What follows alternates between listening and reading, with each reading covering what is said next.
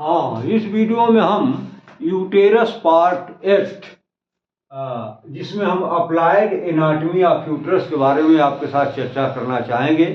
जैसा कि पहली वीडियो जो 7 वीडियो इस यूट्रस पर आ चुकी हैं, उनमें सारी जानकारी पर हम चर्चा कर चुके हैं। इनका blood supply, nerve supply, Vanern drainage, lymphatic drainage, इसका इंट्रोडक्शन, तमाम जानकारी हम साझा कर चुके हैं। लेकिन हम आज की वीडियो में जो चर्चा करना चाहेंगे वो है अप्लाइड एनाटॉमी, यानी यूट्रस का ज्ञान आप क्लिनिकली कितना यूज कर पाते हैं, कैसे यूज करते हैं अपने क्लिनिक में, तो इसी को कहते हैं अप्लाइड एनाटॉमी। तो इसमें जो यूट्रस है, जैसे अदर ऑर्गन्स में बहुत सारी प्रॉब्लम्स हो सकती हैं, बहुत सारी बीमारियां होती हैं, उसी तरीके से यूट्रस में भी बहुत सारी दिक्कतें हो जाती हैं और उन्हीं का स्टडी हम कहते हैं अप्लाइड एनाटॉमी।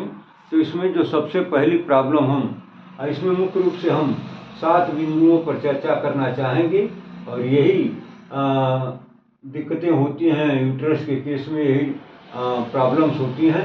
इसमें पहला जो पॉइंट दिया गया है वो है रप्चर ऑफ पेरिनियल बॉडी, दूसरा है प्रोलैप्स ऑफ यूट्रस, उसके टाइप्स, तीसरा पॉइंट है रिट्रोवर्टेड यूट्रस, चौथा है लैसरेशन ऑफ मैकिन रॉड्स लिगामेंट्स, पांचवा है हिस्टेरेक्टोमी, छठवां है फिब्राइड्स और 7वां है बर्थ कंट्रोल।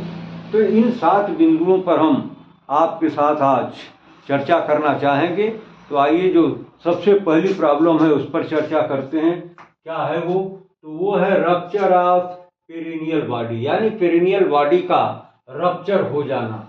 ये पेरिनियल बॉडी जो इसको सपोर्ट करती है, तो rupture of perineal body during child birth, प्रसव के समय, पार्चुरेशन के समय इस पेरिनियल बॉडी का रप्चर होना एक बहुत ही कॉमन बात मानी जाती है। प्रायः ये पेरिनियल बॉडी उसमें रप्चर हो जाती है। जब ये रप्चर हो जाती है तो दिक्कत क्या होती है कि which leads to descend the upper part of vagina, यानी वेजाइना का upper part and the uterus causing the utero vaginal prolapse. जब ये रप्चर हो जाती है, चूंकि ये यूट्रस को नीचे से सपोर्ट करती है पेरिनियल बॉडी, जब ये रप्चर हो जाती है चाइल्ड बर्थ के समय ड्यूरिंग पार्चुरेशन, तो रिजल्ट क्या होता है, ये वेजाइना का अपर पार्ट और यूट्रस ये कहाँ चले जाते हैं, क्या हो जाता है, तो वेजाइनल यूटेरो वेजाइनल प्रोलैप्स, यानी ये दोनों, ये जो यूट्रस है और अपर पार्ट ऑफ वेजाइना है, ये नीचे की तरफ ड्रूप कर जाते हैं, लटक जाते हैं, डिस्प्लेस हो जाते हैं। तो ये प्रॉब्लम होती है। पहली प्रॉब्लम जो चर्चा की गई वो है रप्चर ऑफ पेरिनियल बॉडी, यानी प्रसव के समय, पार्चुरेशन के समय प्रायः पेरिनियल बॉडी का रप्चर हो जाना एक कॉमन बात होती है।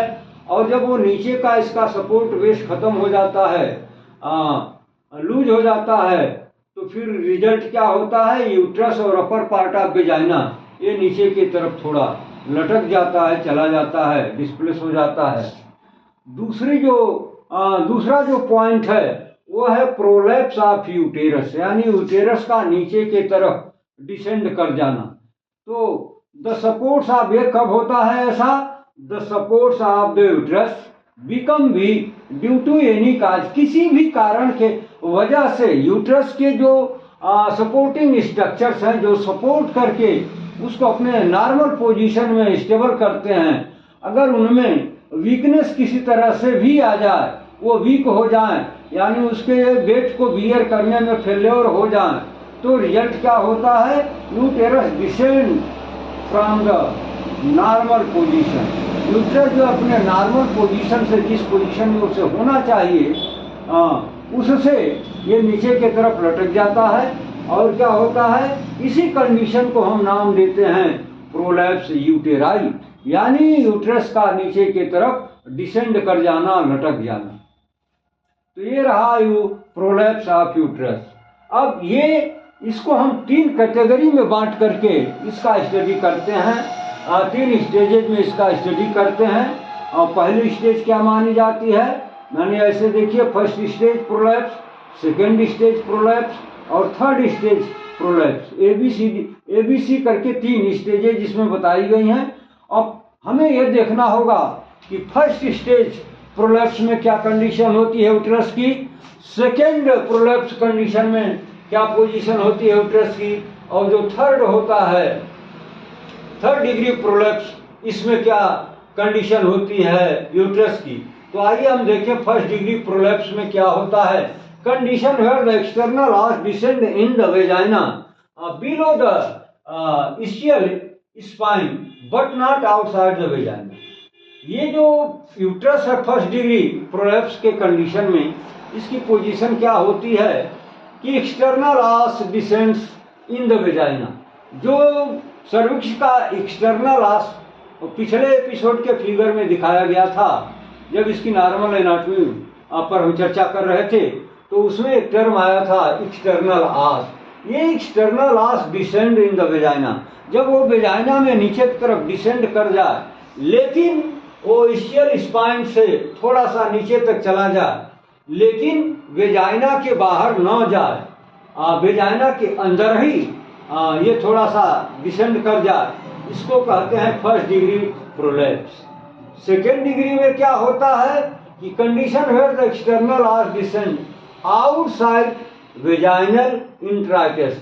जो वेजाइना का इंट्री गेट है, प्रवेश द्वार है, वहां तक लटक करके अगर वहां तक डिसेंड होते हुए ये एक्सटर्नल आर्च अगर पहुंच जाता है, तो इसको हम नाम देते हैं second degree prolapse.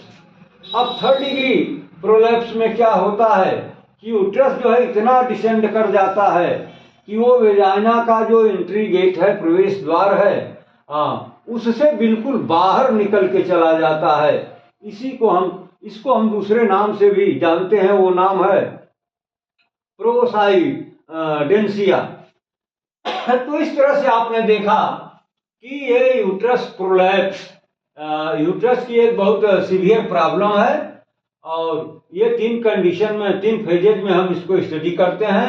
First degree prolapse, second degree prolapse, third degree prolapse. तो फर्स्ट डिग्री में क्या होता है, जो सर्विक्स का एक्सटर्नल आर्च है, ये वेजाइना के अंदर थोड़ा सा नीचे की तरफ डिसेंड कर जाता है, लेकिन वेजाइना के अंदर ही होता है, इसको कहते हैं first degree prolapse. Second degree, इसमें क्या होता है, ये जो यूट्रस है, ये जो एक्सटर्नल सर्विक्स है, सर्विक्स का जो एक्सटर्नल आर्च है, ये वेजाइना के बिल्कुल इंट्राइटस यानी उसके जो एक्सटर्नल ओपनिंग है वहां तक पहुंच जाता है डिसेंड होते हुए। तो यानी पूरी वेजाइनल कैविटी जो है इससे भर जाती है ये यूट्रस से। इसको हम नाम देते हैं सेकेंड डिग्री प्रोलैप्स। और थर्ड डिग्री में होता क्या है कि पूरा का पूरा ये जो यूट्रस है, ये इंट्राइटस से यानी वेजाइना का जो एंट्री गेट है, एक्सटर्नल ओपनिंग है, वेजाइनल ओरिफिस जिसको आप बोलते हैं, उससे बिल्कुल टोटल यूट्रस जो है बाहर निकल जाता है। इसको कहते हैं थर्ड डिग्री प्रोलैप्स या प्रोसाइडेंसिया। अब इसके अलावा एक और प्रॉब्लम होती है रिट्रोवर्टेड यूट्रस। रिट्रोवर्टेड का मतलब पीछे के तरफ मुड़ जाना, पीछे के तरफ इंक्लिन कर जाना, झुक जाना। जब पूरा का पूरा यूट्रस जो है पीछे के तरफ झुक जाता है, तो इस कंडीशन को हम नाम देते हैं रिट्रोवर्टेड यूट्रस। चौथा पॉइंट है लैसरेशन ऑफ मैकेनरॉड्स लिगामेंट। ख्याल होगा आपको, जब आप सपोर्ट्स ऑफ द यूट्रस बताया जा रहा था, उसमें एक लिगामेंट की खास तौर से चर्चा की गई थी, जिसका नाम था मैकेनरॉड्स लिगामेंट। ये लिगामेंट्स जब लैसरेटेड हो जाता है ड्यूरिंग चाइल्ड बर्थ, पार्चुरेशन के समय इसके लैसरेटेड यानी इसके इंजर्ड होने के चांसेस काफी बढ़ जाते हैं।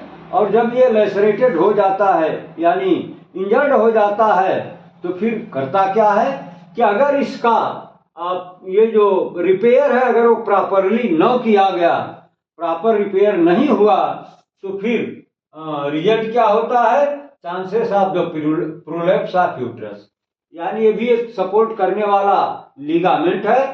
जब ड्यूरिंग पार्चुरेशन ये इंजरी में चला जाता है, इंजर्ड हो जाता है, तो फिर यूट्रस को ये सपोर्ट देने में फेल्योर हो जाता है, वीक हो जाता है।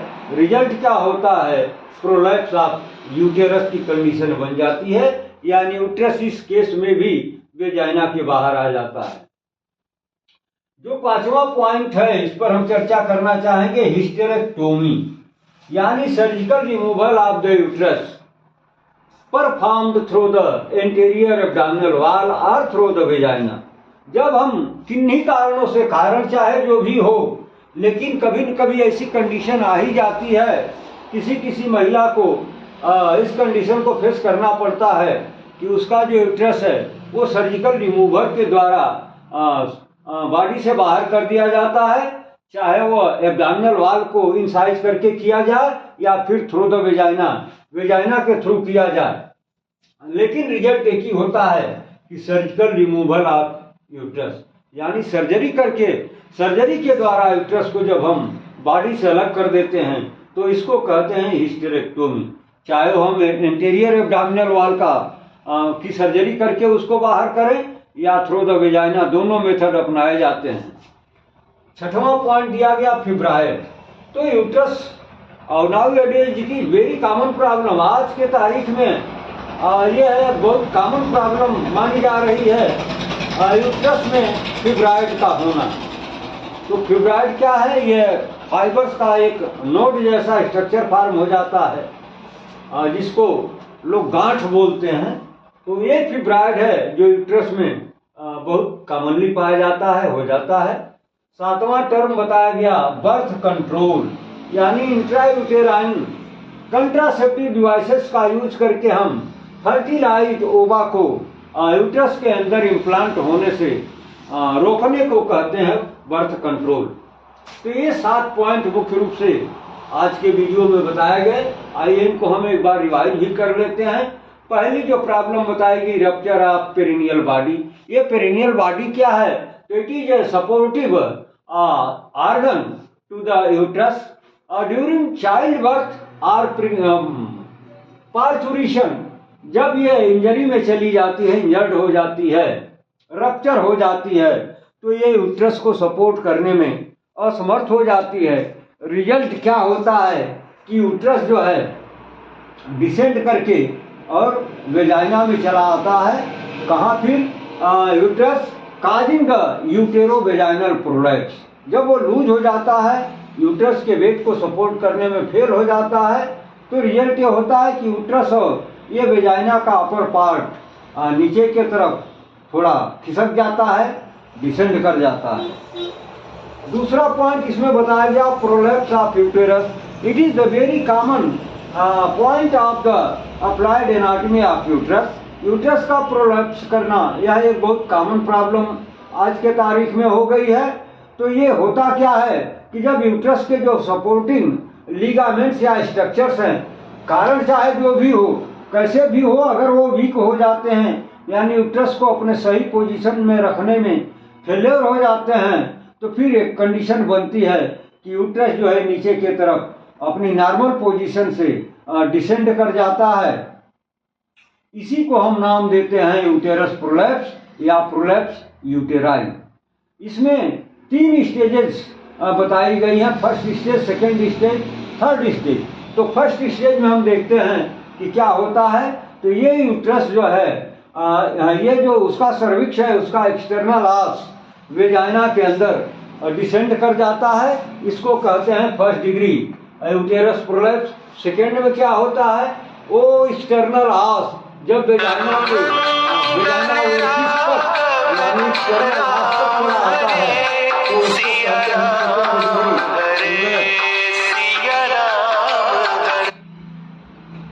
और तीसरा जो इसमें बताया गया